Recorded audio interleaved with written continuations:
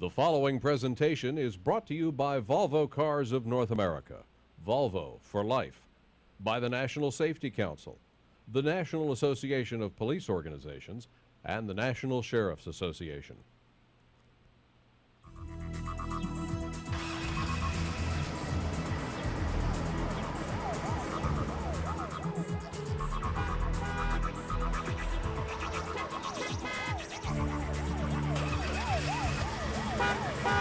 This is Drive for Life, the National Safe Driving Test.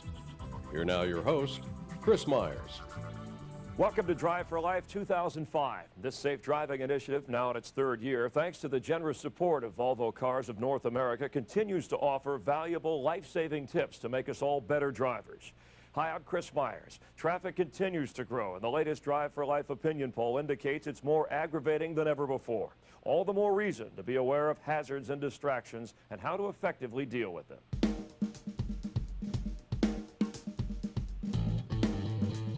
It's a national way of life. More and more cars with more and more drivers spending more and more time behind the wheel. We're the world's #1 motorized society, and the numbers of cars and trucks on the nation's highways continue to grow by the thousands every year. That spells risk, and sure enough, ask anyone behind the wheel, and you're likely to hear them say driving today is more dangerous and aggravating than it was just 2 years ago. The Drive for Life survey asked them why, and more than 60% pointed their finger at other drivers' behavior. More than traffic delays, road conditions, and their own personal stress combined. Roads don't belong to any of us in particular, but they belong to all of us, and therefore it's our responsibility to make sure that we take care of our neighbors as well as ourselves and our passengers. Even so, we continue to allow ourselves to be increasingly distracted while we're out on the road. When Drive for Life asked about the most aggravating behavior in other drivers, cell phones topped the list, followed by tailgating, both serious and dangerous distractions.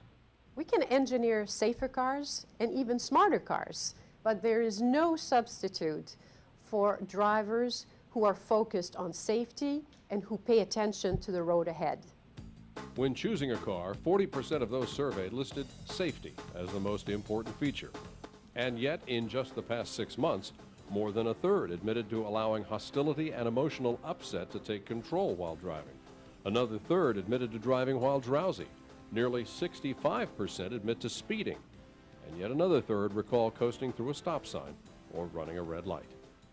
The call is out for safer vehicles and more responsible drivers. Urging us all to take a closer look at what we often take for granted is Kristen Varela, who's managed to take a common driving frustration and turn it into a national educational forum, addressing the needs and concerns of driving moms.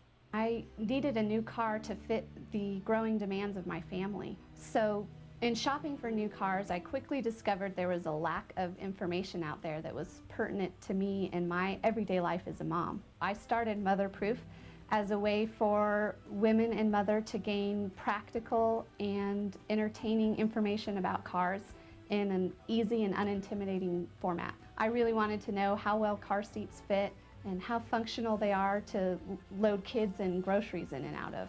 These test cars become my family car.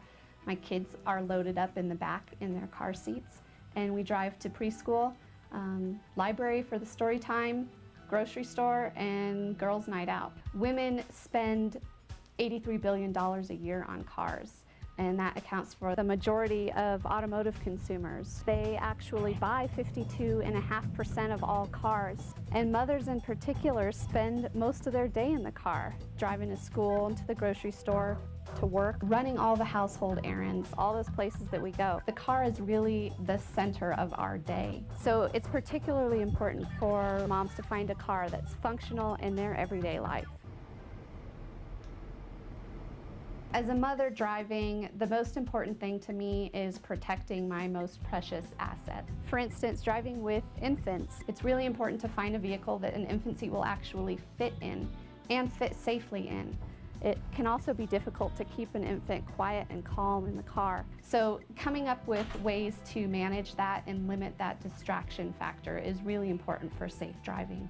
Toddlers, boy, they make a game out of dropping things in the car for the parents to pick up. The best way to deal with those is to stay cool and calm as the driver. Your tone sets the tone for the rest of the car. Parents can really involve their children in the car trip with letter games and word games, looking at signs, looking for landmarks, and helping the parents navigate. Overall, it's really important to prepare in advance to limit the distraction of children in the car. If you can take a couple extra minutes to get snacks prepared, bring a drink in the car, get a little go bag with some activities for the kids, let them pick out their music ahead of time so that you're not fumbling with all those aspects when you're actually driving. The Drive for Life Safe Driving Initiative, which includes the National Safe Driving Test, is designed to be challenging, fun, and most importantly, informative. Most of us haven't been retested since we got our license as a teenager, and a lot has changed. So before we get started, here's a sample question for you. True or false? You should set your tire pressure to the pressure listed on the side of your tire. The correct answer is false. You should fill your tires to the pressure recommended by your car manufacturer, typically found on the inside of the driver's door frame or doorpost, or in the owner's manual. The recommended pounds per square inch, or PSI, can also be found on the inside of the glove box door or trunk lid. We'll return with a National Safe Driving Test and quite possibly some questions you've never even thought about. Get ready. We'll be back in just a moment. Just ahead, how Abe Lincoln can help you become a little safer out there on the highway. This is Drive for Life, the National Safe Driving Test, brought to you by Volvo Cars of North America and the National Safety Council. Yeah. Take it up now. Take it up now. You think about the things people do to pursue their passion. Take it up now. Take it up now. And how far they can go when they're confident in their equipment. You think about that, then you build cars with legendary Volvo safety to help fuel the human spirit. It was a thrilling ride. The Volvo S40 Sport Sedan and V50 Activity Sports Wagon.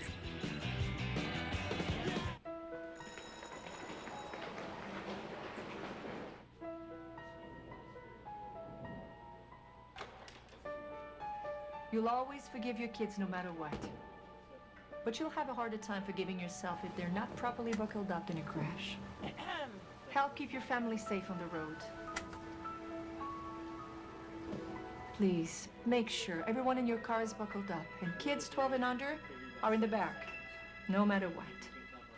You're taking the National Safe Driving Test, and when you're finished, you should head over to driveforlife.com. There you'll find a wealth of additional information, and you can enter online to win a 2005 Volvo S40. Time to do something good for yourself. So finish taking the test, then go online at driveforlife.com. Enter for a chance to win a 2005 Volvo S40. It's driveforlife.com, and it's all there for you.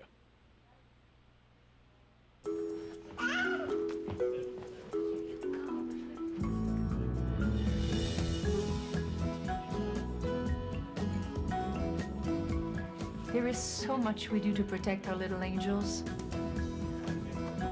But today, 8 out of 10 child safety seats are used incorrectly. Perfect. Please make sure you're using the right safety seat for your child, installed properly in the back seat. New Hampshire has the lowest seatbelt usage in the United States, while Hawaii has the highest. We now return to the National Safe Driving Test.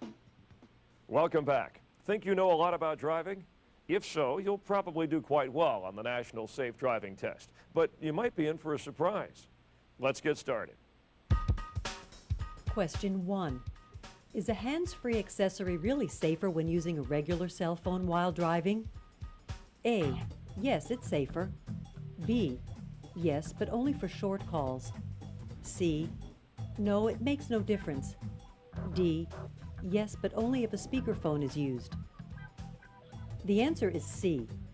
It makes no difference, but using hands-free devices could be more dangerous if people believe they're safer and make more calls. Available research indicates, whether hands-free or handheld, the cell phone's distraction is significant enough to lower a driver's performance. As if people sort of had to control their mental volume knobs and allow the relevant sources of information to come in, but by shifting away from vision, even though they're looking straight at the visual information, they don't process it as deeply, they respond to it more slowly, and they're not as aware of what's happening visually. Even if you're driving on a bright sunny day looking out the windshield, you will be impaired in your ability to respond to changing traffic conditions. Question 2. When is it safe to move a child from a child safety seat to a regular safety belt? A. When the child is 4 years old and can buckle a safety belt on their own. B. Never. C. When the child weighs at least 40 pounds. D. When the child reaches 4 feet tall and can see out of the car window. B is correct. Never. Children who have outgrown child safety seats should be properly restrained in booster seats until they are at least 8 years old or until they are at least 4 foot 9 inches tall. All young children are anxious to get out of a booster seat. As a parent, it's your job to make sure they stay in it until they're at the appropriate size. Question 3. You're driving through a construction zone with a posted speed limit. The speed limit applies only when A. Workers are present. B. Signs are permanently displayed. C. Police are patrolling the scene. D. At all times. The answer is D. At all times.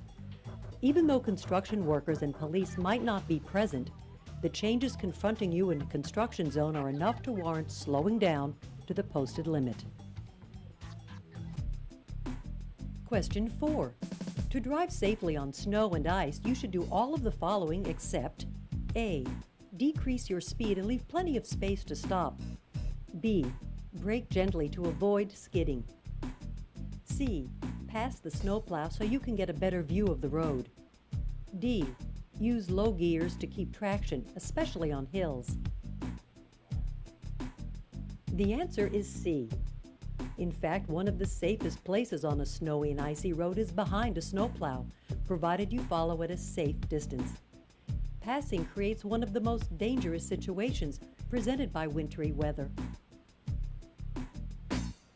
After having the opportunity to drive on the Volvo ice test tracks in Finland, I've come to realize that it's really important to get a feel for how your car handles in the snow. If given the opportunity, take your car to an empty parking lot and test it out. Feel how it reacts in icy conditions. Question 5. According to several opinion polls, what's the most frequent distraction drivers admit to while on the road? A. Cell phone calls. B. Eating. C. Reading. D. Romance. The answer is B. Recent polls indicate that more than 50% of all drivers admit to eating while driving. Cell phone use is second. Reading comes in at a disturbing 17%, and romantic distractions account for up to 10% of all detours from safe driving. And the distractions continue to increase.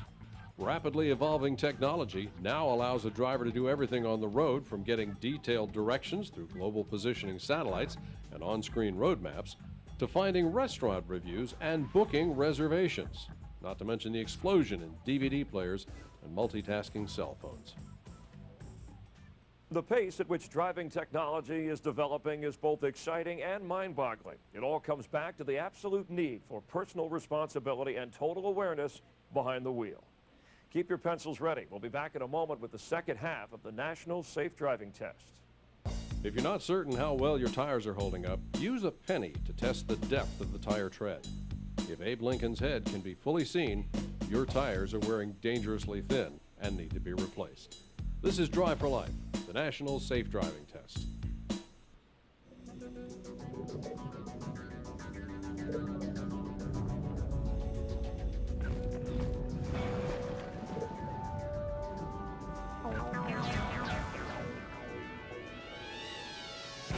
You think about the things people do to pursue their passion and how far they can go when they're confident in their equipment. You think about that. Then you build the only SUV with legendary Volvo safety. The Volvo XC90. He gets so big and becoming such a big man. parents do a lot to protect kids. Ready? I'm ready. Are you ready? I'm ready. One of the most important things is to make sure they're properly buckled up in the back seat. Even with today's advanced airbags, it's the safest place for kids 12 and under.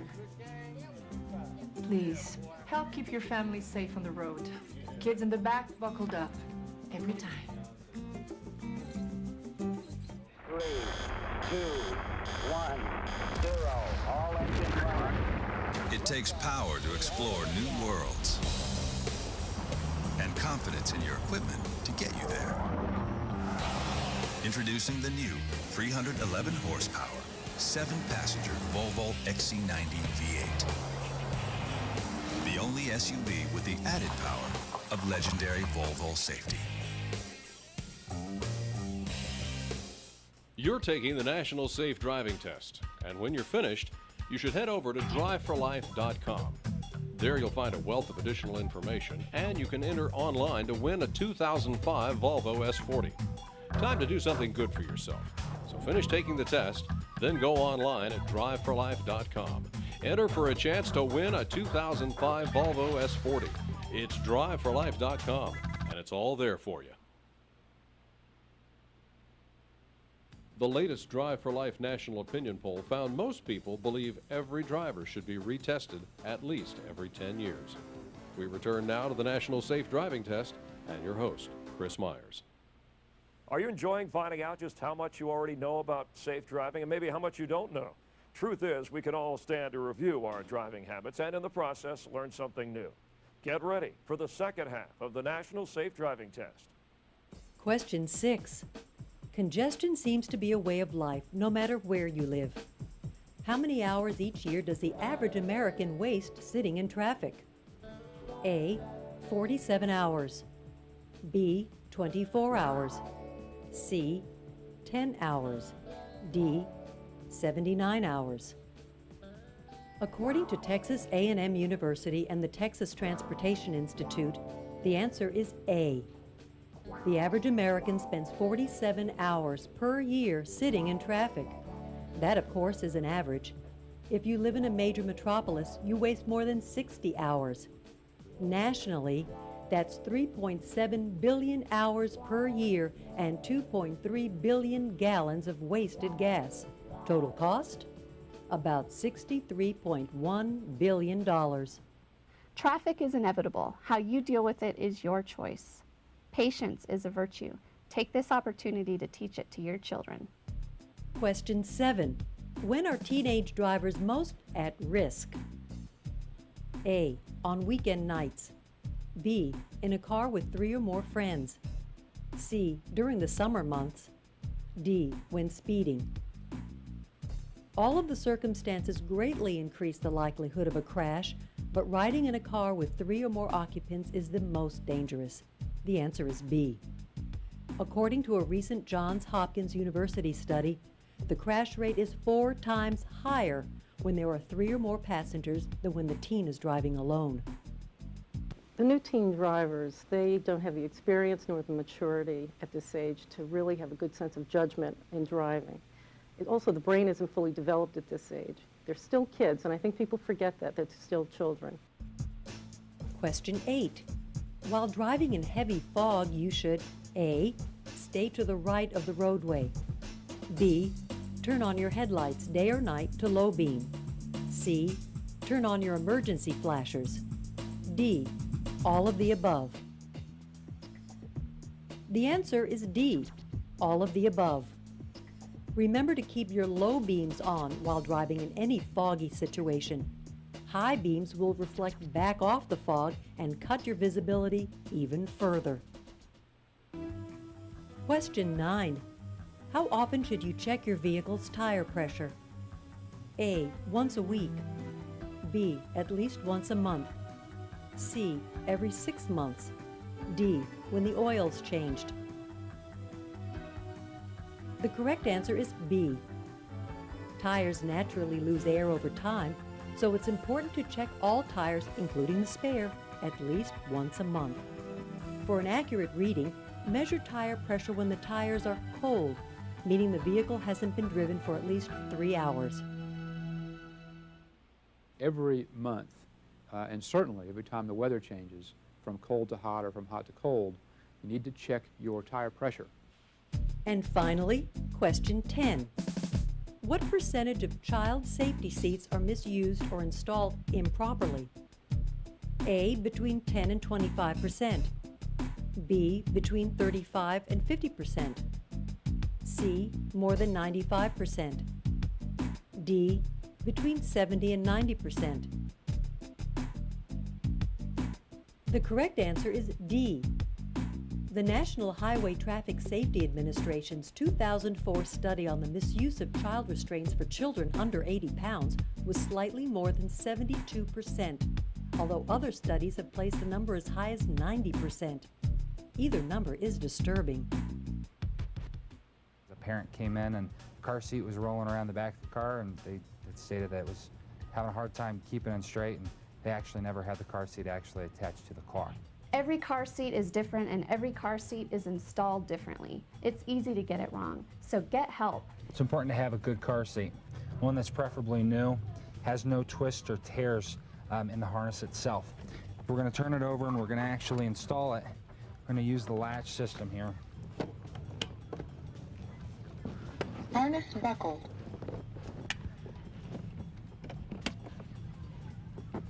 I've checked hundreds of different cars and different car seats, and they're all a little bit different, so it's really important to have a professional take a look at your car. From here, we're going to move it from side to side. You don't want the car seat moving more than an inch from either way. We always tell the parents that once they actually have their child in there, that these belts should not be loose. They should be nice and tight. You shouldn't be able to get your finger right in between there. They should be nice and snug, but not so snug that it's actually pushing your child down in the seat. And there you have it, 10 questions focusing on issues affecting all of us. Don't feel bad if you miss more than a couple. It's always better to make your mistakes off the road and then learn from them. Learning on the job is a good thing, but learning behind the wheel may not give you a second chance if you make a mistake. When we return, some final thoughts for everyone, especially those of you just beginning to drive. According to a 2004 survey based on crash report data, residents of Cedar Rapids, Iowa rank as the safest drivers in the United States. Rounding out the top 5 is Sioux Falls, South Dakota, Chattanooga, Tennessee, Huntsville, Alabama, and Knoxville, Tennessee. This is the National Safe Driving Test. Yeah, take it off now, take it off now. You think about the things people do to pursue their passion.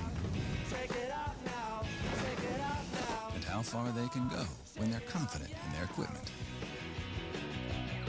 You think about that, then you build cars with legendary Volvo safety to help fuel the human spirit.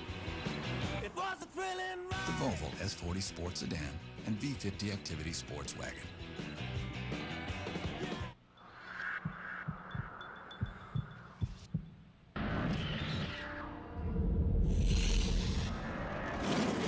It's amazing what people can do when they're confident in their equipment. You think about that. Then you build a range of turbocharged performance sedans with legendary Volvo safety. The 2005 Volvo S60s. You're taking the National Safe Driving Test, and when you're finished, you should head over to driveforlife.com. There you'll find a wealth of additional information, and you can enter online to win a 2005 Volvo S40. Time to do something good for yourself. So finish taking the test, then go online at driveforlife.com. Enter for a chance to win a 2005 Volvo S40. It's driveforlife.com, and it's all there for you.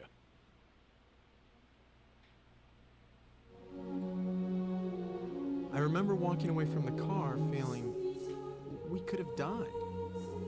The car actually went end over end, finally stopping on its top. You feel the car being thrown around and you just wait for that final moment. The police officer said to me, "This car saved your life." I said, "I know it didn't." Volvo, a history of building life. 35% of all drivers admit to driving while emotionally upset. 16% say they drive aggressively when they're late. We now return to Drive for Life, the National Safe Driving Test, brought to you by Volvo Cars of North America. Volvo for life. Welcome back. One of the more startling statistics we've heard during the past few years involves young drivers. Those between the ages of 16 and 20, highway crashes are the #1 cause of death for that age group. As a result, a growing number of states, 8 at last count, now restrict cell phone use by teen drivers. And at least one, New Jersey, bans cell phone use entirely for drivers under 21. Similar legislation is pending or being discussed in dozens of other states. Ryan knows all about the dangers facing teen drivers. Several years ago, just months after getting his license, he was driving with friends, lost control, and crashed. He ended up paralyzed. One of his friends was killed. That was really hard, just, you know, dealing with the fact that, you know, he was gone and that was it. And, you know, I was pretty much responsible for that. For every parent, there are times in our children's lives that we remember forever.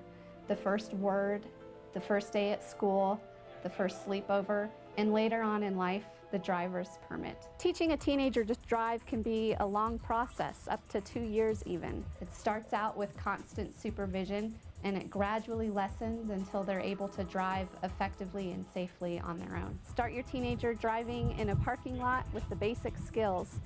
Slowly increase their degree of difficulty on neighborhood streets, and eventually let them out on the freeway. As the parent of a new teen driver, it's easy to look at that person as an asset to the family. Families look forward to having someone to help run errands and pick up the younger siblings. This can be quite a liability, however. Giving too much responsibility to a new driver off the bat is dangerous for that teenager, as well as the siblings in the car and the general public. Parents, here are a few things that you need to ingrain in your teenage driver. Seat belts, the easiest way to keep a dangerous accident from turning into a fatality. Drinking and driving. The best way to keep your kids from drinking and driving is to be an example yourself. Friends in the car. It's up to you to limit the number of passengers in your teenager's car. Other distractions like high-tech toys. You didn't have to deal with them when you were learning to drive, but teach your kids that it's never okay to text message while they're driving. And finally, teach your kids that driving is a privilege, not a right. Remember, when you're on the road, driving should be your only job, your only focus. Don't let anything distract you from it. If each of us pays close attention to what we're doing on the highway, we improve the safety level for all of us. Personal responsibility and education are the keys, which is why the National Safe Driving Test is distributed to driver education programs throughout the entire United States. There's a lot more information and helpful hints on our website, driveforlife.com. I'm Chris Myers for Kristen Varela and all of us at Drive for Life. Thanks for watching. Until next time, be safe and make sure every drive you take is a drive for life.